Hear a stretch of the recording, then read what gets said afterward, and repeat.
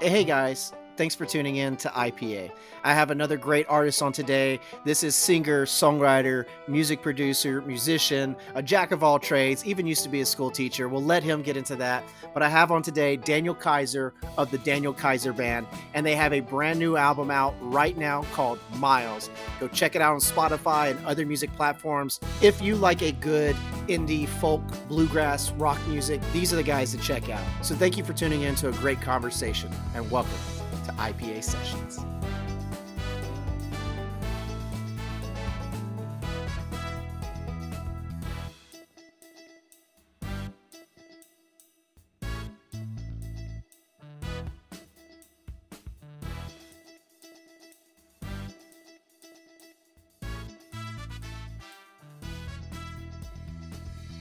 Welcome to IPA Sessions, a podcast for independent artists. As always, I'm your host, Kay Jacob, and today I have a really cool artist all the way from New Jersey. Now, as someone who's from Louisiana, there is a certain type of music that I really enjoy that always makes me feel at home, and that's that bluesy folk sound. And this artist plays that kind of music.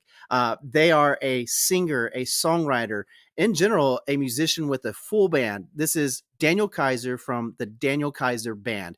They also have a brand new album out right now that was released back in April, streaming on Spotify, Apple iTunes, Pandora, Amazon Music, and it's called Miles. So please welcome Daniel. Say hi. Hello. Hello, everybody. Hi, Hey, Jacob. How are you? I'm good, man. Thanks for coming on. As you can tell, I'm a little excited about this because I really enjoy your music, and I just recently discovered you thanks to Dom introducing us. As always, Dom is a great connect for a lot of the musicians I have on the show, and obviously knows variety. hmm um, so tell us a little bit about yourself, man. Who are you, and what all do you do? Well, for most of my life, I was a school teacher, and but my parents sent me for guitar lessons since I was 9 years old. I went through classical lessons. I had a bluegrass teacher. I did the whole rock band thing when I was a teenager, and then I played gigs on weekends. So I did that since I was 9 years old. So pretty much played my whole life.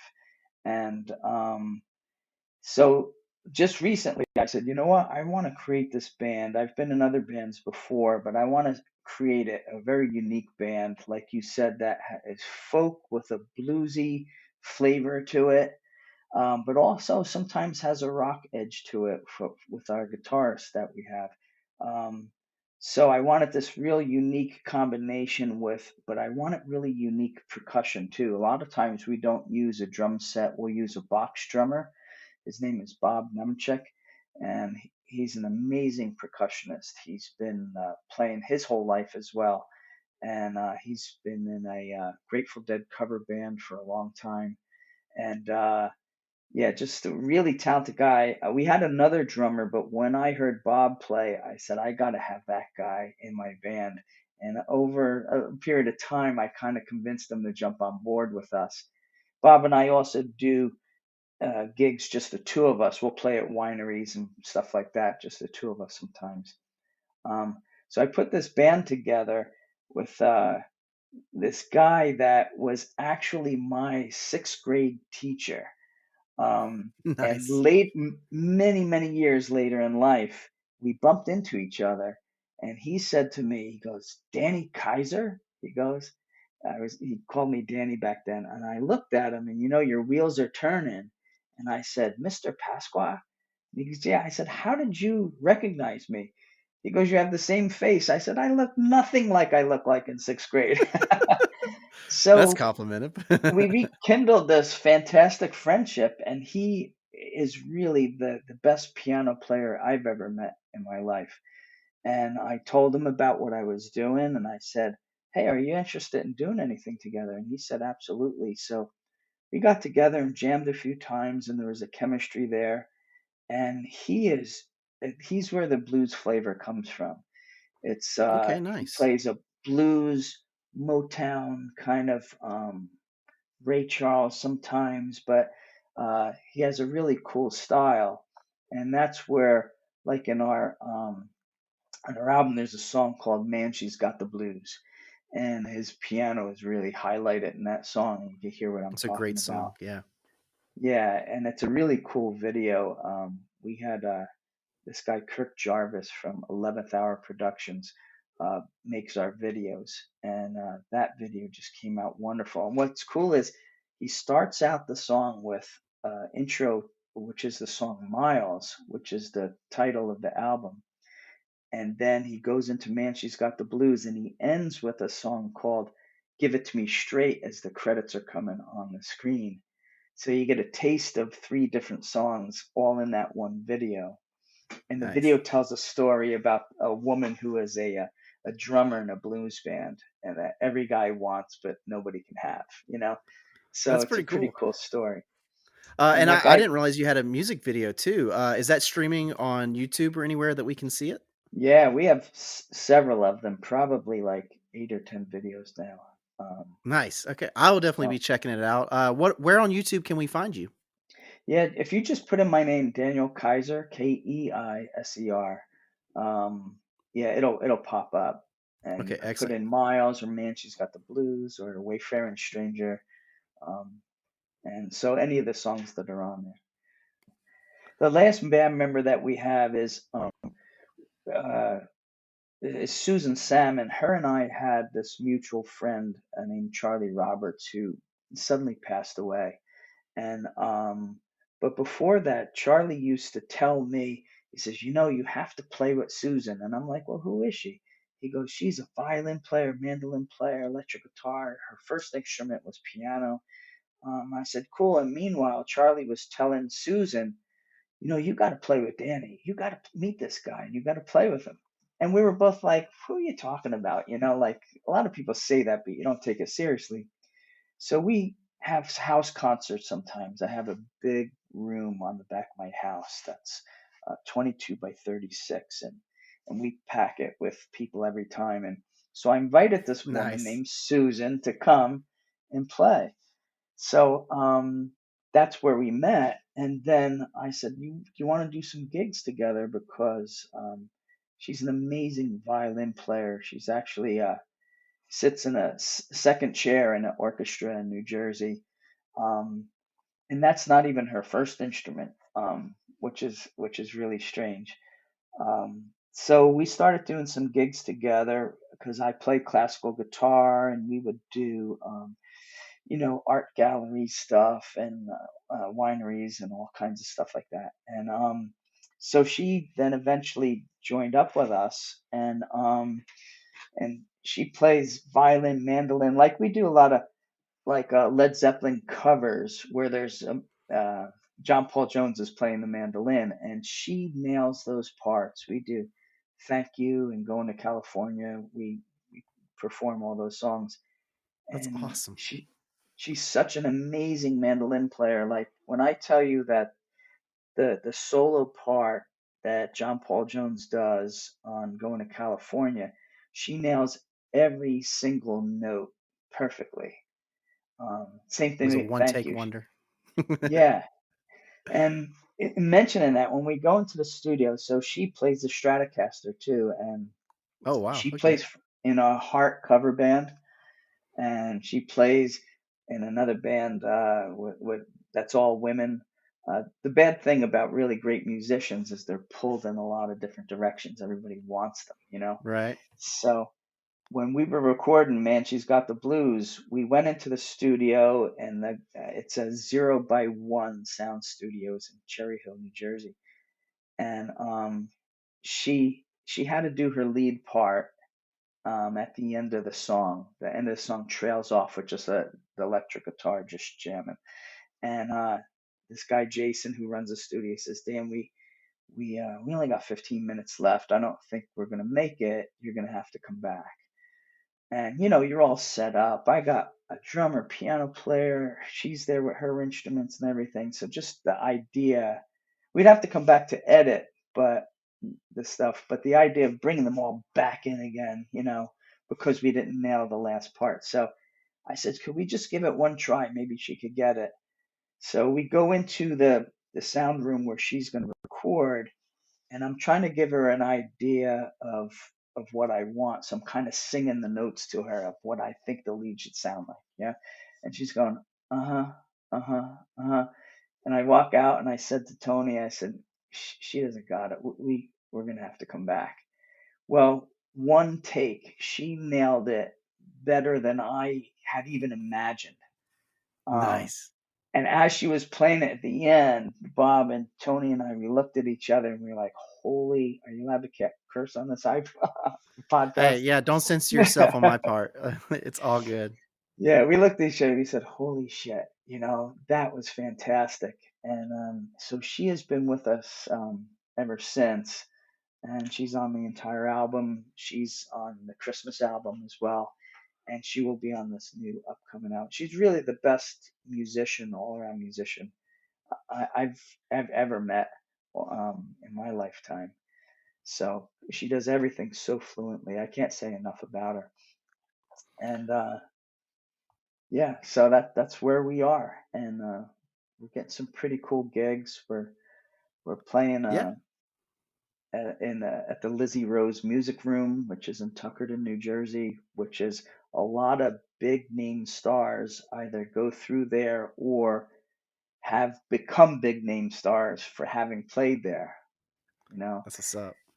and I was bugging the guy who owns the place to give us a shot, and he was like, "Well, who are you?" He goes, "Do you have a following?" Like, most of these people, their main concern is, can you pack my place?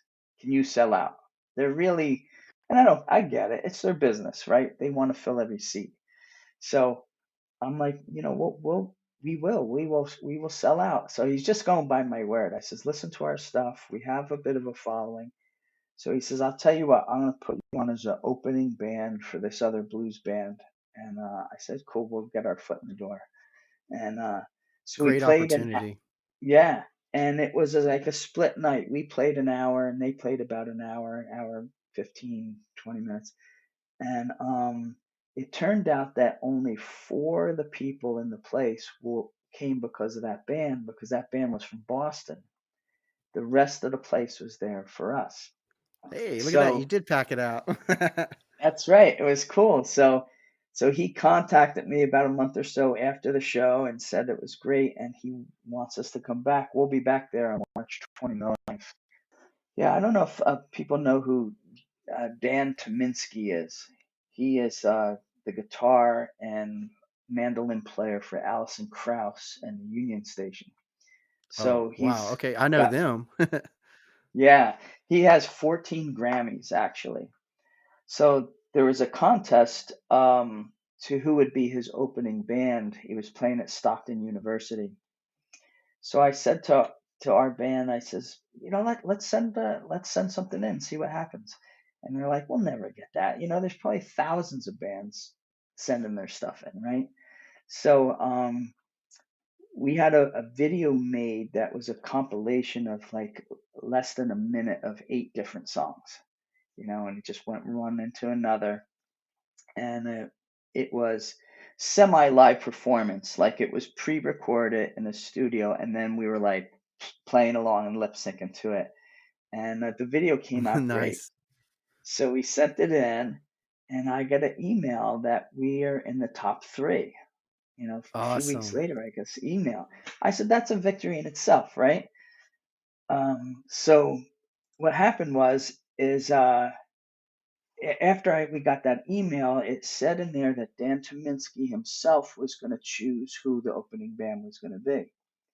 So, and then a little while later, I get another email said that we were chosen, and we That's opened up for excellent. this 14-time Grammy winner, and I was like, wow, this is just too cool.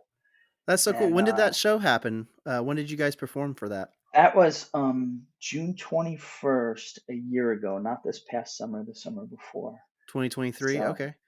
Nice. yeah, So you've been yeah. expanding and growing quite a lot since then. That was a great opportunity that really helped propel you forward, right? Right. And it was cool because that the whole place was filled for him, really. So a lot of people got to hear us and know who we are and stuff like that. So yeah, I so that love was it, a man. great opportunity. It's so cool. It's a lot of work, but it's a lot of fun too. Well, I really appreciate you sharing all of the background to how your band formed, which it was really nice hearing about the band. You obviously care about one another, you care passionately about music, and you found truly talented people that harmonize and work really well together. So speaking of the work aspect, I'd like to know a little bit about the making of this new album.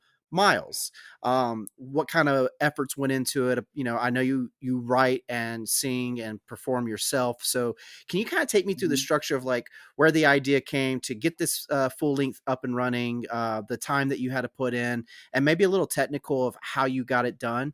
And of course, I know most of this was recorded in a professional studio, but as an independent artist, you do have singles and EPs that were released previously before this. And I'm assuming you did a lot of that maybe through your own home.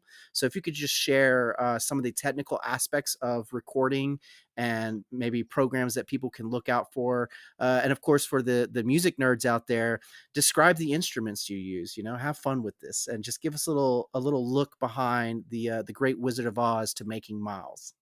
Oh, cool. All right. Yeah, there's a lot to it. Miles was a great adventure, even choosing the songs that we were going to do and everything.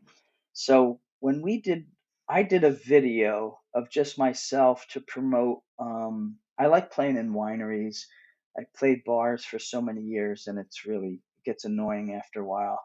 Sometimes I'd even sing the wrong lyrics on purpose to see if anybody was paying attention to me. Right. Um, but the wineries, there's a whole different atmosphere there. Like people come to drink wine and chill and listen to the music. So he made this promotion video for me, and his name is Kirk Jarvis, who is the owner of 11th Hour Productions. And he said, I write poetry. I said, no kidding. And he says, you want to check some out? He goes, maybe you could turn something into a song. So I said, all right, yeah. So he gave me few pieces of poetry, and I read it. I'm like, wow, some of these are really good. And so one of the songs called "Everything's Aligned" is is a poem from him, Oh, that's and awesome. Talk about yeah, networking. I put a melody to it, and when I showed him and I played it for him, he was in love with it, and he says, you know what? Anytime you use one of my poems to do a song, I'll do the video for free for you.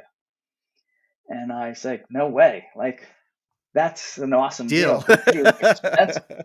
Because those video guys could charge a lot of money.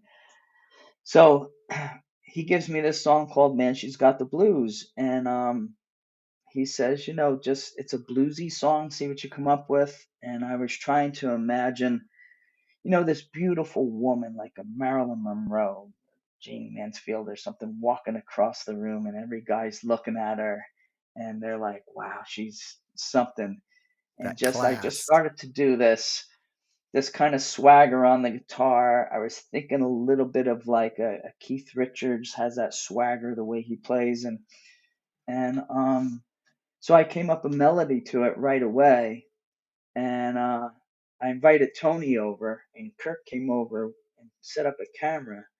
Tony picked up on it right away as if he had been playing it his whole life, and he does this cool piano intro to it. So all of a sudden, we're putting together these songs, and Kirk Jarvis is a big part of it. Probably half of the songs were has his lyrics or some of his lyrics on it. For example, like I called him up. We wrote this song called it's going to be on the new album that's coming out. It's called Morning in Her Eyes, Morning in Your Eyes. And I said I got this idea for a song, and I call him on the phone. I said, but I'm kind of stuck. I'm hitting the wall. And he goes, well, what are you trying to say? And I'll explain to him what I'm trying to say. And then all of a sudden, he says, how about this? How about that? So he filled in the rest of the song with lyrics, and then the two of us kind of combined. And he has great ideas for word choices. Some words are harder to sing than others and stuff, so we kind of collaborate, and it just became a great partnership, really. That's awesome. So Kirk Jarvis is really a co-writer to probably more than half of the songs that I do. I Um, like that. And and if he didn't It saves you write the them, work some and the time as well. Sorry to interrupt. I was just thinking about that. yeah, Like, it also allows you to be like, well, I'm working on some songs, but I've got a list of like 10 songs already written by Kirk. So that's kind of nice. You already got something to work off of. exactly. I Yeah, love because that. It's good harmony. I have 4 cell phones full of melodies or ideas, or sometimes they're just intros. I like, oh, this is a cool intro. I don't know what to do with it, but I'm gonna save it.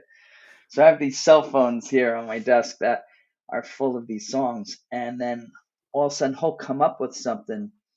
Like he wrote this song called Miles, which is the title track of the album, and it's a song about getting older, really, and but how you still want to live to your fullest, even though you're getting older, you're getting more limited, Right. um, but in your mind, you're still 25 years old, and so I that melody came to me like instantaneous. Some of them you have to massage them a little bit and work them and this and that. And the first line goes, "Look at the miles, mystiques of your cruise, adventures are yours, no one walks in your shoes." And then the chorus goes, "Are you staying young while you're growing old? Staying true to yourself, mind, body, and soul? Are you believing beyond your seeing eyes? Being all you can be, enjoying the miles." And I read that chorus. I'm like, this is freaking great. This is a It great just popped chorus. out to you or Yeah, jumped and the out at you. melody was just right there. You're right. It just jumped right out at me. So, And and it's a then, beautiful song too. It's a really great song. yeah, it was going to be more of a folky song. Um, and then all of a sudden, Sue does this riff to it at the beginning. And I'm like, what is that? She goes, look, it fits. She goes, and I was like, all right, let's explore that. Let's play around with that a little bit. And and she just kind of makes that the most rocky song that's on the album, really, which wasn't what I intended it to be to begin with, but it It's like just a came out really soulful cool. rock though. Is that if that's a good description of it? Like that's how I felt. Like I was Yeah, like, man, this is like soulful rock. It's almost like you're blending all these genres in one and it works perfectly. right. In my And humble that, opinion as a listener. yeah. And on that song, I got to give credit. There's a guy named Al Olivero who played the drums on that. Bob Nemchek didn't play because at that time when we were recording, Bob and his wife got COVID, and we're Uh, in the studio, we're ready to go. But this guy Al plays for a band called Indelible Groove. Matter of fact, the leader of that album band, Jim Howell, is going to play bass on the new album for me. oh Um, wow, nice.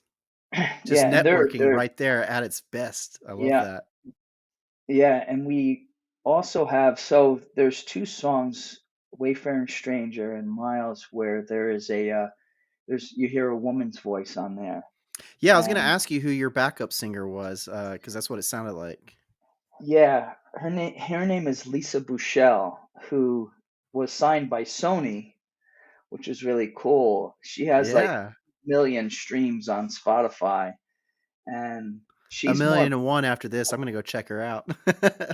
yeah, she's more of a pop artist, really. But she has an amazing voice, and she really does sing in a lot of different genres. She's always called in to do stuff for people. Um, this guy Tom Rioch has um, uh, this show that he calls Rioch and Roll. His last name is Rioch, and Nice. they A good pun. they yeah, they cover a different album or genre, and every year they do this show. Like they'll do all Steely Dan one year, they'll do all Allman Brothers one year, and last time they did Bonnie Raitt, Sheryl Crow tribute, and Lisa Bouchel was one of the three female singers in the show, and she just killed it. So I was like, I gotta get that lady to. So she was a friend of another guy, Dave Hart, that I knew, and so he introduced us, and I asked her, "Would you want to sing background on our album?" And she said, "Sure." And she goes, "Send me the songs." And so I sent her the songs, and so she sang on Miles and Wayfaring Stranger. So yeah, trying to network, but it's not just networking. It's so fun to meet other musicians and It's a huge collaboration, is what it sounds like. You're all collabing yeah, together. yeah. And she's so fun and so different from us, which is really cool, you know. Although she has some bluesy rock songs too, so she's a little bit of everything, I think. Um, Well, and it works. That I think that's the cool thing about it all is the way that you're collabing with all these different artists. They're all passionate about this. They want to do it, partake in it, and it works. Like that's the cool part is that it actually works. right, right. So so going into the studio, it's such a long process, and I just got such an education from Jason at 0 by 1, and so I actually purchased the program Pro Tools so I could record like the bass track or what they call sometimes the ghost track Hmm. down, and then I bring it into him and we'll add different parts, and he'll master and edit it and make it sound great. He'll compress it and clean it up, and I was gonna say clean it up. yeah, if you like you bumped your guitar during the performance, but you like got really good take, but he just goes, he finds that nasty sound and he takes it right out, you know. He's really a genius. He was a Rowan That's awesome. University sound engineer professor, and Oh wow, that no longer you like teaches. He working with opened up a teachers, I studio. notice. Yeah, it just happens that way. But he like really I don't know if anybody knows more about sound than he does, you know. He's just fantastic. And and he introduced us to our promoter. I'm sorry, I'm dropping a lot of names. His name is Mike No, Ransom. please, anyone involved in this, anyone that you care about, feel free to shout them out. They deserve their flowers, so to speak. So give them their props. That's what I used to Right. say. Give them their props. So Mike Ransom is from Unable Music, and he's the one who helped us produce the album and get it out on all those genres. He kind of manages our account, and yeah, there's just so many hands involved. And then Dominique, who you know, um, I think he called me one day on the phone. I guess he researches potential clients, and I said, you know, Dom, you really sound like a great guy, but I don't know if I have the money, the monthly money to put out again, you know, um, to pay for more services. And he says the most amazing thing to me. And, you know, if you know Dominic, he goes, I'll tell you what, Mr. Daniel, he goes, I'll work for you for free for 1 month. If you don't like what I do, he says, that's okay. We'll say goodbye. He goes, if you do, you hire me after that. I'm like, you know what? You're on. I'll take you up. Well, he did amazing things for me. The guy is really smart, talented young man. And Very. And there's one thing he's what's great at is his research. He knows what he's talking about and he does he his does? best to work for you. Just like this podcast, it's all about you. That's what Dom is all about. He's all about the artist. And I really admire Yeah. that about him. And we kind of hit it off right away. And the funny thing is, you would think that, well, you're so different. How's that work? I even said to him, I says, Dom, well, you do a lot of rap and hip hop and stuff. I'm a folk guy, and but it didn't seem to matter. I'm a white guy from New Jersey. He's a black guy from South Carolina, I think. But Yes. man, we hit it off like we were best friends over the phone and doing video chats He, like this. he has an extremely personable personality. Like Right. he that's like when the conversations one of the things that I said, and me and him have joked about it on the podcast actually, like when we first met, it was online. He hit me up in my instant message, just reached out to me, and I'm reading it and I'm like, this sounds like a genuine person. You can't be a bot. And so I threw out a few questions to mess with him to be like, is this a bot? Because he just felt too real. And of course he responded and we got to chatting and then we exchanged emails and started developing that relationship. And I was like, wow, you're genuine, man. Like I really like how he just makes you feel comfortable and you understand like this is a person you're talking to. Right. And he cares Yeah, about I the art. I agree. I can't say enough good things about him. If anybody wants to check him out, it's Dominique, like Dominique Wilkins, from the basketball player. Dominique Hollins. He's a really cool guy. Yeah. So back to the album. it's a long process to record. You record tracks at a time. It's it's kind of strange even for me. It was doing it that way because when when you play with a band or I play solo out, you're doing everything all in one shot. Now you have to put the bass line down. You're playing to like a drum track, and then and then you're doing your vocals. Your drummer comes in and replaces the drum track with the real drums, you know, and then you're bringing in all the icing on the cake is like all your mandolin, violin, guitar, piano lines, everything, and they're all doing those tracks. Except for summertime. Summertime, I played, and then I did the voice track. Bob came in, replaced the fake drum or the click track, right? And then I wanted Sue and Tony to be in the room at the same time, which is not normally done. And at that studio, they have this nice, Interesting. cool room, um, and and I'm sitting there, kind of like directing them because I said I want to do a Q&A. I want to do where your guitar talks and Tony's piano answers, and then Steely Dan does this a lot, and then you ask her a question and she'll answer you, you know, back and forth. And it took a few tries to get it going, but they really got the gist of it. And Sue does some really unusual leads in there, like really quirky stuff, like you would hear in Steely Dan's "Reelin' in the Years" or "My Old School" or something, where you're almost saying, "Is that a bad note?" I'm like, "No, that bad note comes up over and over again, and now it's sounding cool to my ear." You know what I mean? So she does stuff It's like that. experimental. Yeah, and Tony's answering her, and finally got a take that was so perfect. And then you say, "Well, could we reproduce that live?" Right? That's always the challenge. So when we played at one of the venues that we played at, I think it was the Lizzie Rose. Um, they just nailed that song, the two of them. It was really wonderful. And yeah, so it. I told Jason at the studio, I got to make things happen while I got these horses to run with. You know, I got these three amazing musicians. We got to make things happen now. You know, so things are working out really cool. And all in all, what was the time period for creating the album and getting it out there from beginning to end? How long did that process take? Yeah, that's a great question. The album came out 2024. It was April 26th, and that one took about a year to do.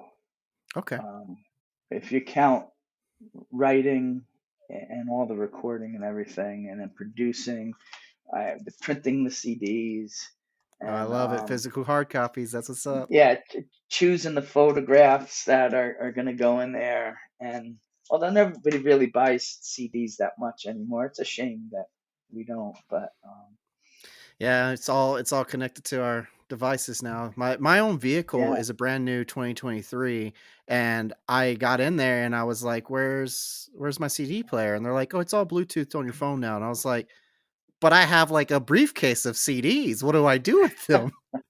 I guess they go in storage because they don't give me the option yeah. anymore. And that was like the And the number other one thing place you is, listen to music is your vehicle.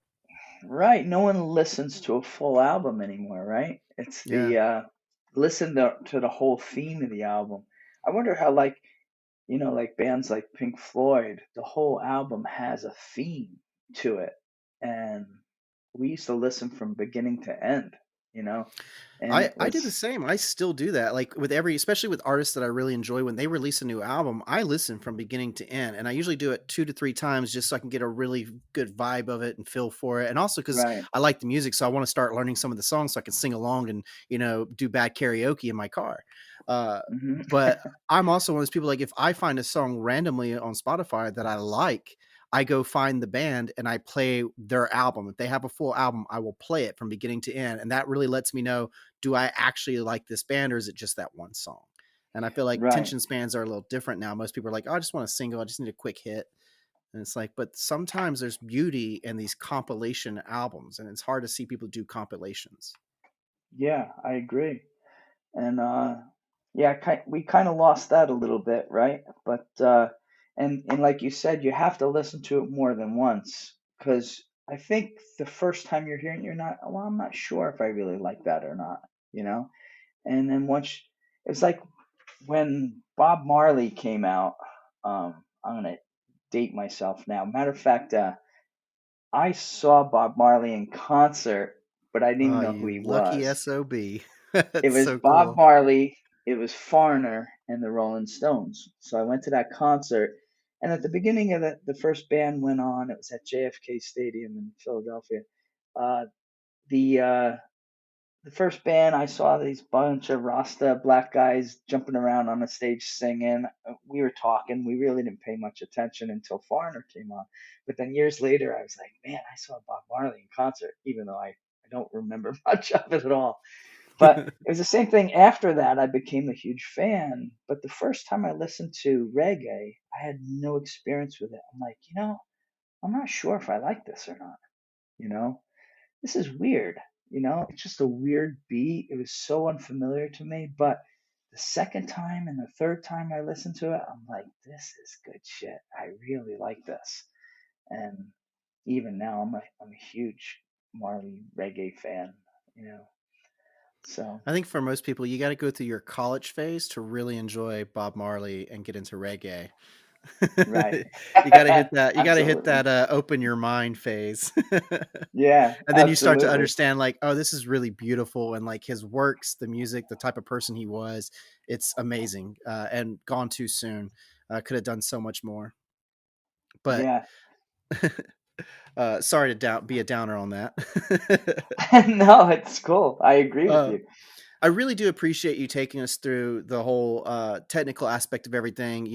As you stated, for people out there making their own music, you got Pro Tools. You were able to use that. And then, of course, you went into a studio and had them help you professionally clean it up and make it better. But for anyone out there, you can do the same thing Daniel's doing with your own stuff at your house from home.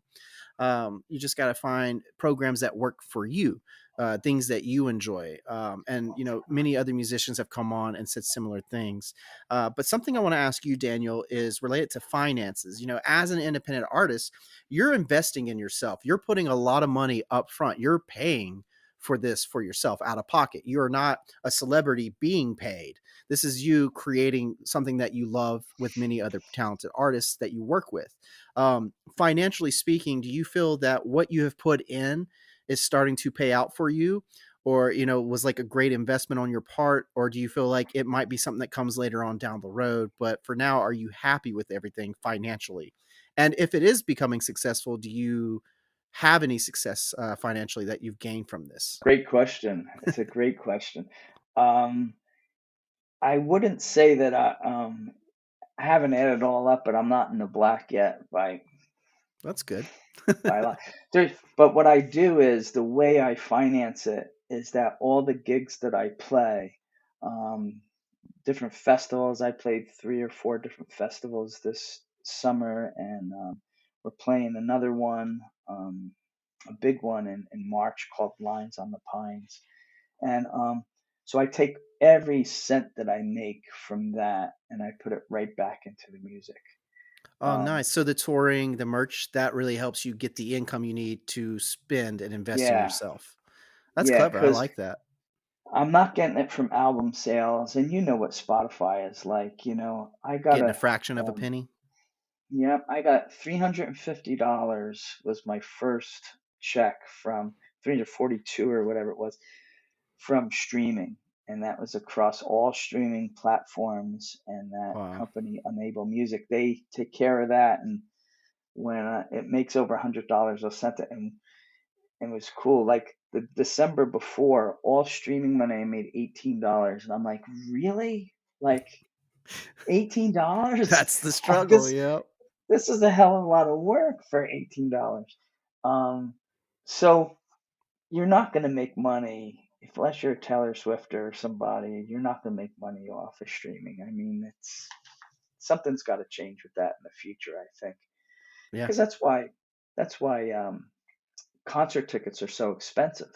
It's because artists aren't making money from their songs anymore. So they have to raise the price of concerts, and you have to pay $50 to go see somebody in concert now, which is Mhm. crazy, really.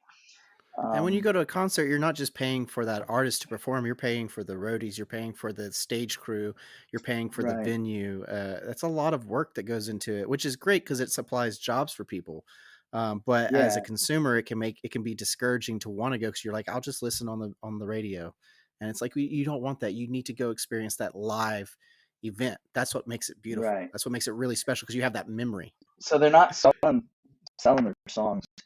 So the reason why we did the Christmas album is that promoter, Mike Ransom, and Jason from the studio said to me, he goes, you and Susan should do a Christmas album. I'm like, really? Christmas?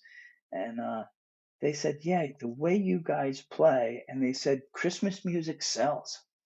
You know, people like play It's Christmas music Christmas. for about a month or two out of the year. You get a lot of streams, and then you die out for the other 10 months. But so I Look said at to Mariah Carey, the Queen of Christmas returns every year just for that one song that we all love. absolutely, yeah, absolutely. And so I asked Susan, I said, you want to do a Christmas album? She's like, sure. And so we kind of wrote the arrangements to these 9 songs, 9 traditional. I love minor key songs, and and I love Christmas melodies.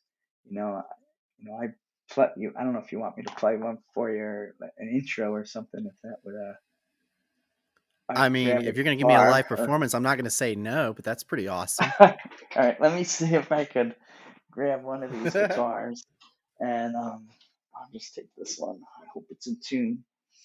And so we do stuff like this. The first song, we go,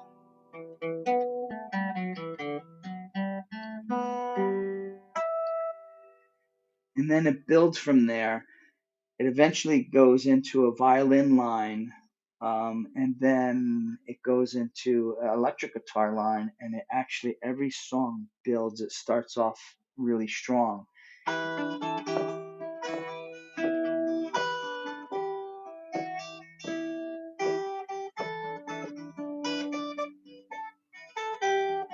something like that.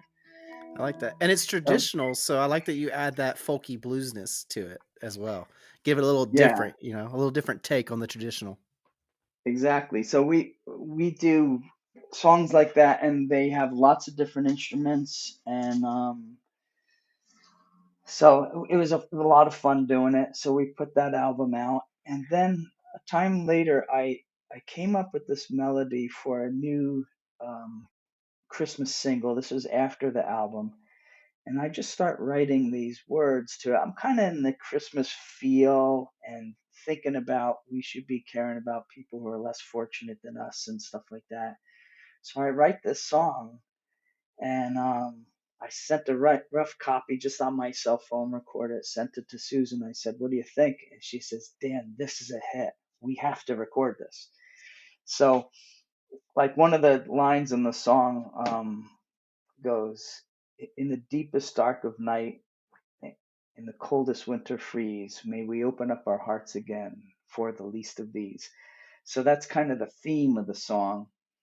And then that goes, "Merry Christmas, one and all, Merry Christmas." Um, So we go to Tom Riak's studio, and I says, "We could we record this?" And he said, "Yeah." So Now, I this is an recorded original Christmas song you made? original Christmas song, I and it's love called it. "Merry Christmas, One and All." So we recorded it in Tom Riak's studio, and so I did my parts, and then I called Susan, and then Tom says to me, "You know what you should have at the end of the song is you should have children singing the chorus at the end of the song." And I says, "Okay." And he goes, "Do you have access to any kids, like preferably girls' voices?" I'm like, "Not really."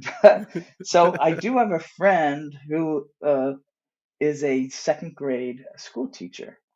So I ask her, and she goes, "I have the perfect 5 girls for you." I said, "No way." And she said, "When do you want to do this?"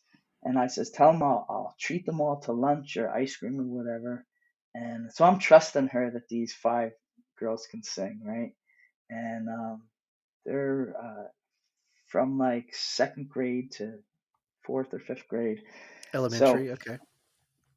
yeah, elementary kids. And then Susan came in and she did her violin line, which is really cool. And I think she did a guitar line on there too. And then we brought the kids in to do the end, and then we just added these bells to it, and it just came out great. You have to check it out. It's called Merry Christmas, One and All. I'll And definitely be giving that a listen too, especially with the holidays coming up around the corner. yeah, so right around Christmas, it the stream shot up that Christmas week, shot up like crazy, and Dominique helped me promote that one. And then I'm seeing streams from like 6 people in Norway listen to it, someone in Denmark, people in Australia listen to it, because we get the printout of where the Right? streams hits are. I'm like, what? 4 people in Norway listen to that song, or that's or one person 4 times. I don't know how that Yeah. works, but I'm always shocked that there's um, people in Ireland that listen to this podcast. It's fascinating when you're like, people outside of the States listen to us? That's awesome. so cool. Yeah, yeah, that's the cool thing about this technology age, right? It's But great. we were So really basically, proud of oh, how that sorry. song came out. Yeah, so that was in Tom Riak's studio. Sorry to talk so much, but No, he go on. was Please continue. he's an old school guy. He's a real tall, thin guy, long, gray ponytail, and he plays every instrument. So if you say, Tom, can you play a piano line here? Or he'll sit down at the drums or bass guitar, whatever you need. He'll do it himself right there. He has a soundboard that's from the old Strand Theater in Lakewood, New Jersey, that they were getting rid of, and he put it together. And everything is old. Where in Zero by One, everything is as high tech as you can get. So Tom Rex is old. He even uses this honest to God, WD-40 he'll take, and if a button isn't working, he's squirting it to get the levers and everything to work. I love Um, it. but yeah, Nice. he produced that song for us, so that was cool. I mean, so it sounds to me like the best investment to make as a musician is create an original Christmas song and put out a Christmas album to really get those investments, to get those People love returns. Because you're going to Christmas, put a I lot of your know. own money into this if you don't. Yeah. So the Christmas album has done better than our album Miles, but hopefully that'll turn around at some point. Oh, nice. Hey, just taking a quick break. For the first time, we actually have a music video to show you guys. Of course, if you're listening, just enjoy the music. But Daniel was very kind to gift us with the music video, Wayfaring Stranger. You can check it out on their YouTube channel. Links are in the show notes. And of course, go listen to the music on Spotify. But this is Wayfaring Stranger from their full length album, Miles.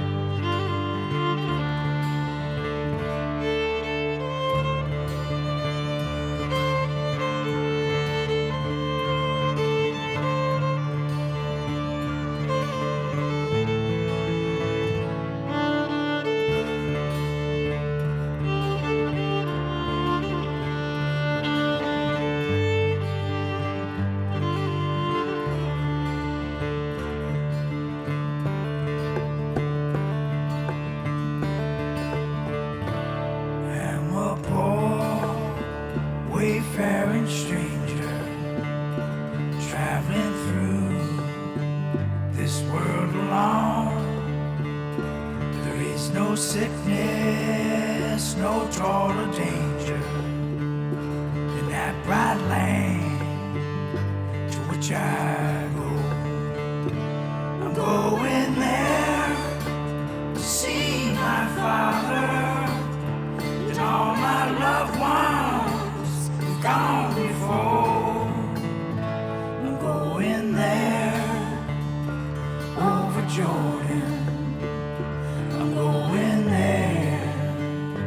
to my home.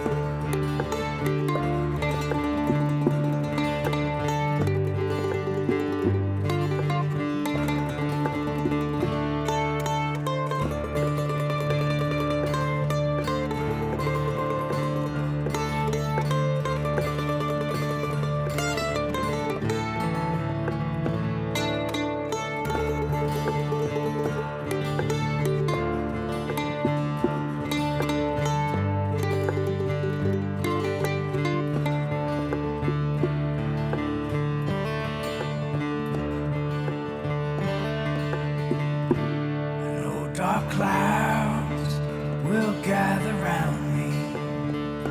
I know my way is dark and steep, yet beauteous fields arise before me. But God's redeemed, their vigils keep. I'm going there to see my mother. Said she'd meet me when I come. I'm going there over Jordan. I'm going there to my home.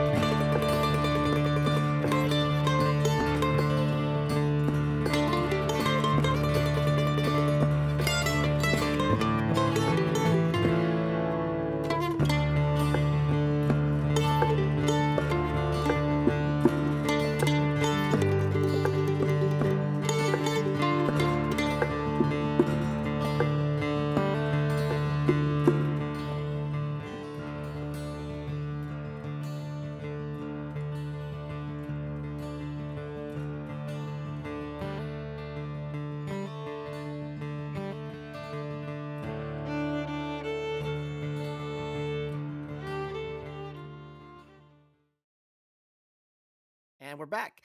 Thank you so much. That was Wayfaring Stranger from the album Miles. Compliments to Daniel for gifting us with our very first full-length music video here on IPA Sessions. You do yourself a favor, go check out all the other incredible music videos that they have made on their YouTube channel. Again, links are in the show notes. And now, back to the conversation. So moving into the questions now, my first question for you is, what has been the biggest challenge for you as a musician, and maybe with making this album? And it could be something that you're still working on, but what's been a really big challenge for you? Probably two things. Number one is time and getting the four of us together and matching schedules and Coordination, stuff, yeah. coordination. A little bit of a pain in that because I also like working with this guy John Schuler, who is a better guitar player than I am. He's fantastic, but like I said, great musicians are pulled in a lot of different directions, and I don't like sharing people.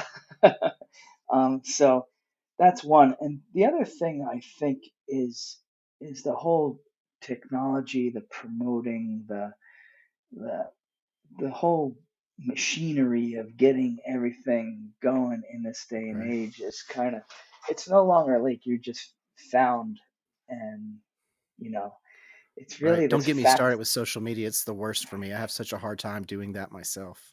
Yeah, it's this whole factory fame thing, and you don't always get I know some musicians that I feel like are some of the best musicians ever that are right up there with the Eddie Van Halens and everything, but they don't have the personality or ambition to promote themselves. They're like in their basement and they're learning songs and they're just, you know what I mean?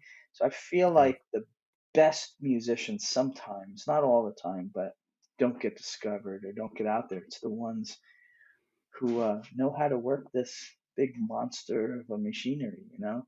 And Right.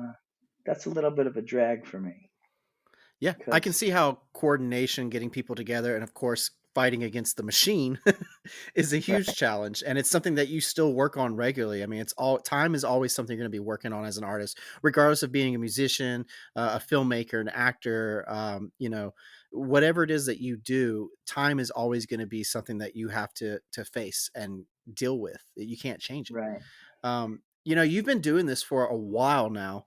You obviously have a background in teaching. You have a background with music itself, learning for years. You said you've been pretty much performing since you were 9. So you have an idea of what to expect in general, what to anticipate. But I want to know, what is something unexpected that you've come across while performing or perhaps while creating this album as a musician? Has there been something unexpected you had to face? And it could be something that you learned right there in the moment. well, I think the performing I don't have a problem with. I'm a storyteller, and my intros or segues into the songs are what I love to do. The audience seem to really latch on to them.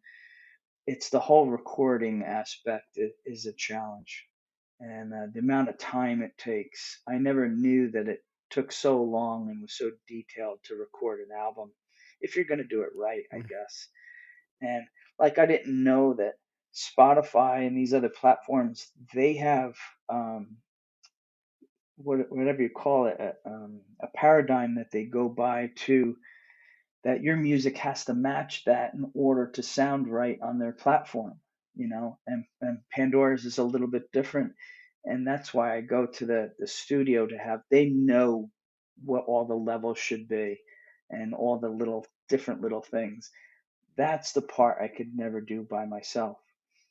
And you mentioned Pro Tools before. It's a great program, but for listeners, it does way more than you probably will ever need for a musician like me. Um, there are some simpler programs out there like Ableton and Logic and stuff like that that I think I probably should have went with. Um, but I watch tons of YouTube videos just learning all how to do everything. I follow this guy called Wavy Wayne.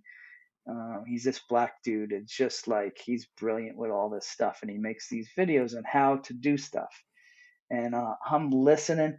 So after my point is, after a while, it's like, how much time do I spend actually playing and creating music, and then also playing around with this stuff and monkeying around with technology, you know, Just which I pressing don't buttons. want to do.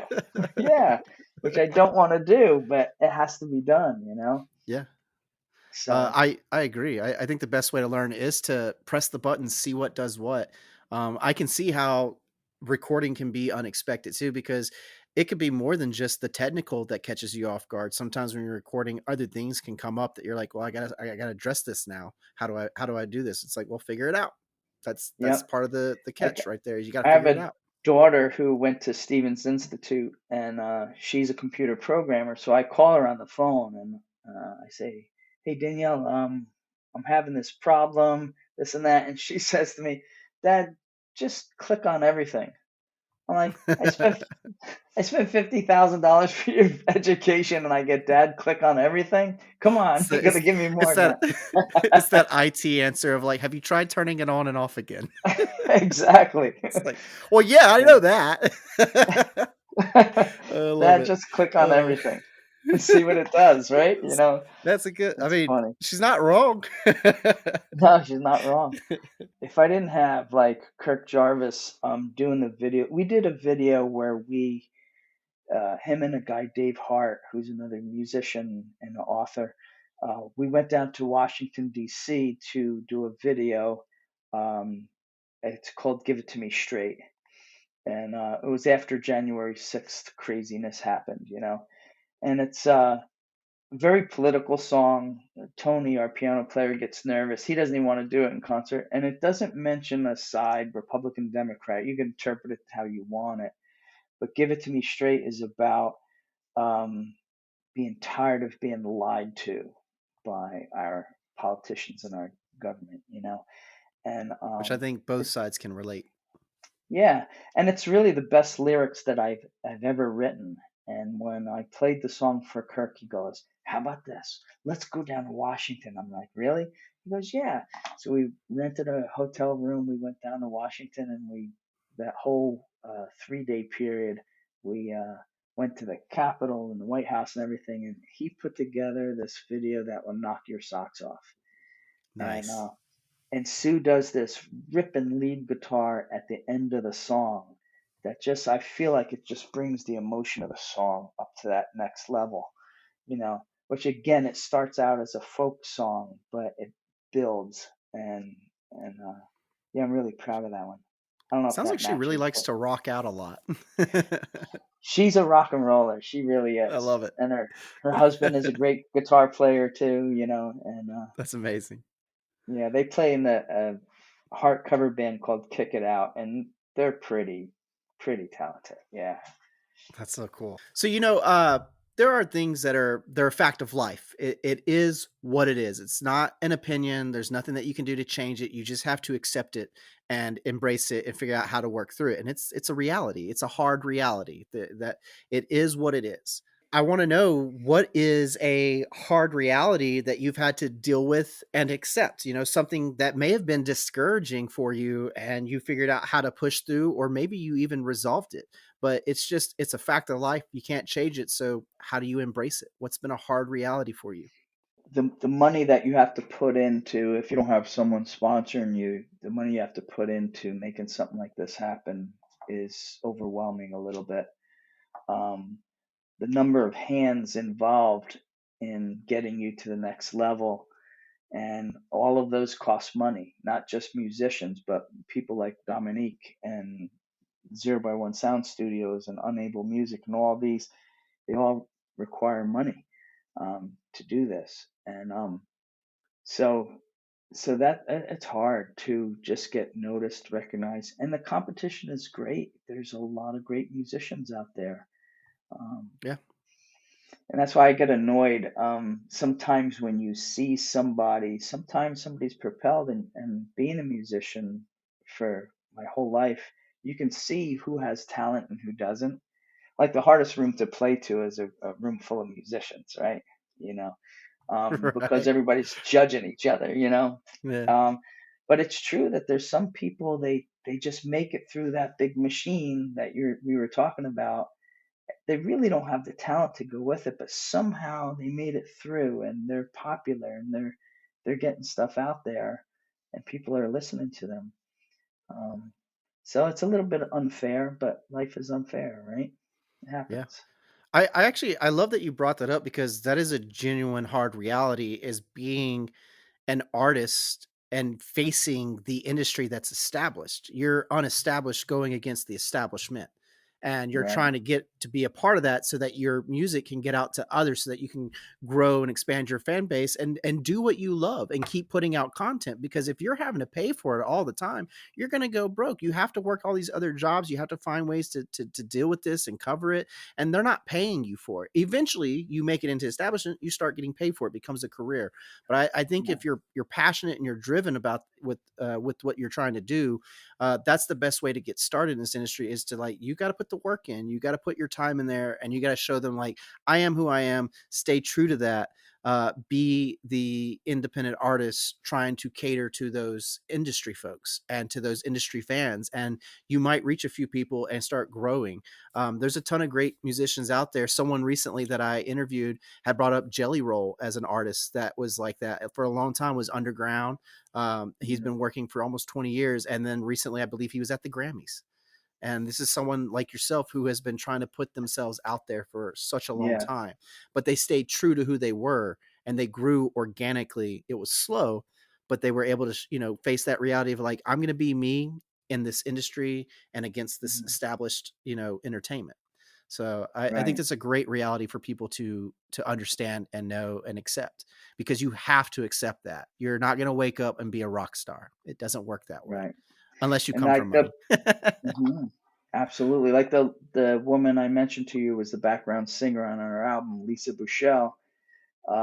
Finally, she has a budget through Sony that they give her money to pay for certain things that need to be done. But for many years, no one worked harder than her. She was actually an inspiration to me of how much you have to do to just get this thing going. And yeah, she worked really hard for years and years and years before she got noticed. And she's doing great now. She has a TV show called Rockstar Kitchen, it's called, or something, and it's Yeah. on some cable stations. Yeah, she's doing some really cool things, but yeah, man, it takes no one, like you said, very few people are an Elvis Presley where they're boom immediately successful. Yep. That doesn't Yep. happen today. It takes time. You got to put it in there. Yeah, Uh, yeah. but yeah, I really like that response. I want to move into a lighter mood now. I want to know from you, what has been the most valuable takeaway that you've learned from your experience? Something that's helped you grow and improve as an artist, as a musician, as a band. Yeah, that's a great question too. I think learning the whole technology of music was a hard road, but I think I'm a better musician for it. And then also, when you play with great musicians, you get better yourself. You know, uh, to play with Tony and Bob and Susan has made me even better and challenged me. So remember the players on the Chicago Bulls, they would say that Michael Jordan made everyone on the court better when he played on the court. The other four players on the court with him, their game was elevated when he was on the court. I feel that way about Susan. She's that good. And when we play wineries together, tell you the truth, I'm nervous sometimes playing with her because she's so sharp and so fluent, and my brain is working way harder than hers is just to keep Just up with comes her, easy for to her. keep in time with her and do everything right. um so yeah, but yeah, you surround yourself with good people, and good things happen. No, I love that. I think that's a great valuable takeaway to have, is the people you work with, the people that make you better. They help elevate you to a Right. higher platform. And Hmm. it is a team effort. You're in a band, and so you've put together these amazing people, and you're someone who's like, you've put this band together, but all these people are just as good, just as good as you, if not Hmm. better. And that makes you better. It makes them better. It makes the band better. And I think that's a really cool thing to have. And that's a great way to grow and improve, especially as a musician, is to Right. embrace that, and not get a big head and be like, well, I can't work with this person because they're actually better than me. No, they're going to make you better because they're better than you. You need Right. that Yeah. as an artist And to it might be grow. That's the best yeah, way. and it might be a Yeah. little scary, but you got to go with it. Another Yeah. example of that is Jason, from his name is Jason Ruck, Ruch, from Zero by One Studios. Um, when he would edit, I'd be in the room with him, and he actually explains every step of the way what he's doing, what different buttons do, what he's doing, different effects and stuff. And I've gotten such an education. I'm so happy he's so patient to do that. It takes a little bit longer to edit the songs, but I'm like in school. I'm learning. I actually have a notebook and I'm writing things down as he's talking. So Right. it's great to have people like that around you. I mean, we're constantly learning. And if you're not absorbing that and putting it together and using it, you're not going to grow. So you need to embrace it to grow and learn from Right. it. Um, Absolutely. we had talked about the unexpected earlier, but I want to ask you now, what was something that you did expect? What did you want from this project? What did you want from creating the new album, Miles? Um, I wanted to put us in a situation to play better gigs where we're playing performance gigs, where I'm not playing Um, and nothing against those other artists, but I'm playing Dave Matthews stuff. I'm playing Bob Dylan stuff, Neil Young stuff. So the whole gig is me playing other people's music, and which is really cool. But to get to the next level, I want to play performance gigs where people are buying tickets and coming to see us because of what we created. You want to play And Daniel Keiser music? yes. And even on our album Miles, I have 3 cover songs and I have 9 originals. And I think that's the formula we're going to stick with for the next album too. And I'm a Bob Dylan nut. As terrible as a musician as he is, I feel like the reason why, and he's a terrible singer, he's a terrible guitar player, right? Yeah. I mean, hey, look, I like Blood on the Tracks, but it's not great, but I like it for some reason. Yeah, and that's the thing with him. He's an amazing songwriter. So um, on the new album, there's going to be the song "Things Have Changed" by Bob Dylan. On the old album, we have "All Along the Watchtower," and so I think on each one of my albums, I'm going to include one Dylan song in there.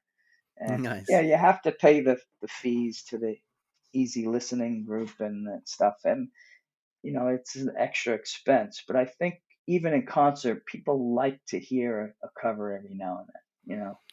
I was having a discussion with someone recently, in the world of cinema, which is where I come from in movies and TV, I don't like remakes. I think they're unnecessary. They're not needed. I want something fresh and original Right. because I go back and I watch those original movies. I don't need to watch a remake of it. I want something new so that I can cherish it so that 30, 40 years down the road, I can show it off again. But I think in the music world, remakes are good because it's not a remake, it's a cover. You're acknowledging the artist before you and you're saying like, we love this song, it inspired me, here it is. It's just like and I apologize because I'm forgetting the name of the musician, but he did a cover of I apologize because I forget the name of the musician who did the cover, but he's a famous country singer and he covered a Tracy Chapman song, and it was a huge thing, and it helped actually Yeah. bring Tracy Chapman back, and they gave her nods, and she became the first Black female artist to get a country singer award, as I believe, as the best songwriter, I believe it was. And then, of So course, cool. at the show, they performed together, and she was like an idol to him. So for That's him, awesome. he being the established famous country singer, he stepped back, and she just took over the show, and he loved it because he's like, I got to be in her presence, and I got to be with a legend. And I think Yeah. with music, having covers is a great way to do that because it's an acknowledgement of like, this inspired me and I want to show you what I can do with it. I don't think it's the same Yeah. when it comes to movies because it's just a cash grab.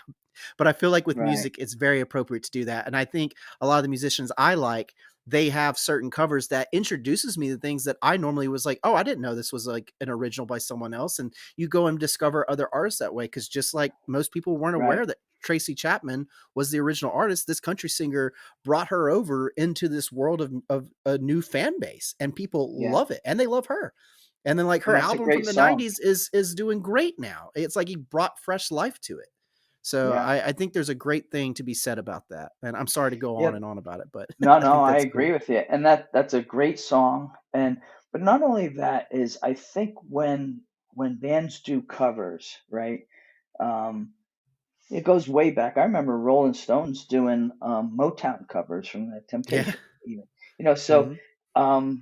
but the band has to do it in their style. That's what makes it Exactly. cool. You don't want to imitate. You What's don't the need a use in carbon imitating? copy. I might as well go listen to the original. I don't want to hear you, right? Right. There's certain people I don't cover. Like I don't cover James Taylor, although I love him. I think he's a genius. I feel like I could never do it even close to what James Taylor does. So I'm not going to have somebody listen to it and say, yeah, that's, I don't like it. I like James Taylor's version. You know what I'm saying? But when we did All Along the Watchtower, I guarantee you, I'll bet you $1,000 you will never hear a version of All Along the Watchtower like we did it. Like you go listen to the Dylan one and listen to what we did. It's cool. It's different. It has this swagger. It's very folky, but it has a swagger to it. And yeah, and it's just cool. So the band has to make it their own. if they're going to cover it. You don't want to imitate what somebody else did. Well, and what's great about All Along the Watchtower is that's a famous song that's been covered by many artists, including the most Yes, famous version, which is Jimi Hendrix. So already right right. there, you have most people that are going to hear your cover, and they're actually going to compare it to Hendrix before they compare it to Dylan. And True. it's Yeah. but that makes it cool because it's like, oh, And this is ours is good, maybe a hybrid between the two of them. It's somewhere right? in between the middle It of what works. Hendrix did. Yeah. Yeah, it's a So great cover. yeah, it has a um, great guitar part on it too. well, So man, you do a lot, and you clearly love what you do. So I want to know, man, what's your drive? What motivates you to do this every day? it it's just the love of the craft, really. I love music. I love writing music.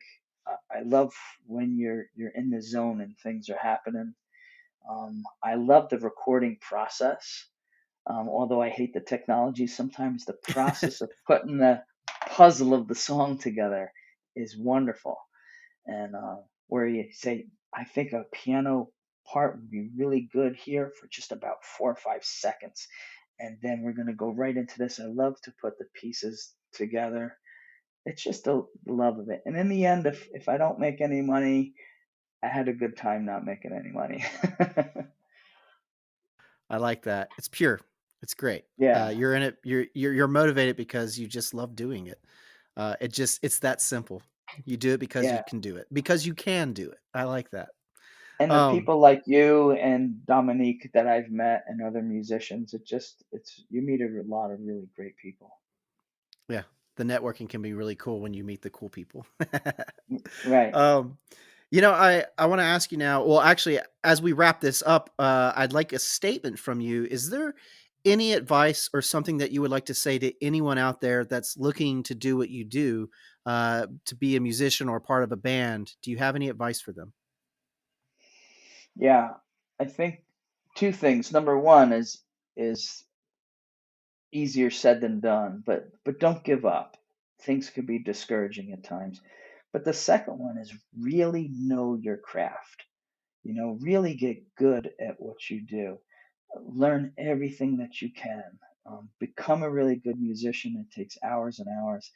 Um, Bob Dylan said in one of his songs, "Hard Rain's Gonna Fall." He said, "I'll know my song well before I start singing." And I think that's key. Is just know your craft so well and find your niche and get really good at it. And you don't have to be good at everything. I would love to play the violin or the piano, and I play a little bit of piano, but I suck. So I'm like, you know what? I'm gonna play to my strengths. And I'm gonna take that guitar and I'm gonna learn I watch YouTube videos like crazy. Like this guy Paul Davids and Rick Beato, and watch all these videos and I'm just constantly learning. Where does that diminished chord fit in the song? Where could I use that? Oh, yeah, this really gives it a cool sound by just this passing diminished or an augmented chord in there. Uh, like in Man, She's Got the Blues, it's this cool augmented 13th chord, which I had to ask Tony what it was because I didn't even know. I'm like, Tony, what is this chord? And he's so smart with everything, and he just says, "Oh, these notes. Oh yeah, that's an augmented flat fifth or whatever it was." And yeah, so just learn everything that you can. Be a sponge and practice hard because you want to become really fluent to know your song well before you start singing. I like that advice. Be a sponge. That's great, man. Absorb it all. Yeah, absorb it all. um, Yeah, I I really appreciate you coming on today. Thank you for taking us through your personal journey, sharing, everything that you've gone through and learned. Shout out to your band. Shout out to all those great musicians that you work with, to the studios that have helped you out as well. And I can't wait to continue seeing your career grow. And I hope with tour dates that you'll end up in LA because I would love to come see you guys in person because I really enjoy your music. I think the new album is amazing. So as we wrap this up, please put yourself out there, promote yourself. How can people find you? Where can they see any tours if you have coming out? And of course, if there's just anything at all that you would like to add before we wrap this up, say it. yeah. You could just check out our website. Everything is there. It's either I bought like every different domain, every combination. It's either danielkeiser.com, danielkeisermusic.com, danielkeiser.band. I mean, like I bought every different thing. It's So Daniel Kaiser. yeah, it's I love it. Keiser. A lot of people put Kai as the normal German spelling, but it's Keiser. But yeah, check us out and listen to us on Spotify. That's not a money grab over at Spotify. It's just I want people to enjoy what we do. I'm not making any That's what money most off people of have access Spotify. to. Yeah. Yeah. And there are, of course, listeners, there are links in the show notes. Do yourself a favor, check out those links, click on them, and go discover the Daniel Kaiser Band. You won't regret it. Thank you. No problem, man. Thank you. Is there anything else you'd like to say, too, before we wrap this up? No, I think we covered it all. I love it. And I hope to talk with you again. Oh, we're going to have you back. I think we might have you come on to be a part of our Christmas special. So for the listeners out there, hopefully you've enjoyed this conversation, because Daniel is also an author, and we'll get into that when he comes back on the show. So we'll keep that a little surprise present for you to unwrap for Christmas. How's that sound? So cool. Uh, So cool. Thank you again, man. I really appreciate it. Is there any current tours coming out as 2024 is coming to an end? Do you have any plans for 2025 as well? Yeah, the gigs are starting to roll in. We have Stockton College on March 8th, and then we have that Lizzie Rose Music Room on March 29th. And I'll let you know. I'm hoping Sweet. that more will roll in as the year ends. We have quite a few before this. All right, cool. And for anyone that likes the wineries, Yeah, we're playing at Jesse Creek Winery twice. We have 2 Christmas shows that we're doing December 7th, 28th, and November 31st, I think. That's a really cool winery. It's Jesse Creek Winery in Cape May, New Jersey. So, nice. yeah. Well, man, I really appreciate it. And, for being a Yankee, I really love that as a Southern person, you make me feel at home with your music. So thank you for that. You do a great job with the folk blues, and that's what folk is all about. It's folk music. It's for everyone. And so I just hope to see you guys. I look forward to seeing you guys continue to grow and really start making yourselves known out there to the rest of the world. So thank you for coming on today. To the listeners out Thank you. there, no problem. Sorry, I talked over you. That's okay. To the listeners out there, I know I took away a lot of great things from this conversation, so I hope you did as well. And if you didn't, then you probably weren't listening. That's okay. Check out his music. You'll like that when you listen to it. So until the next time, everyone, stay golden.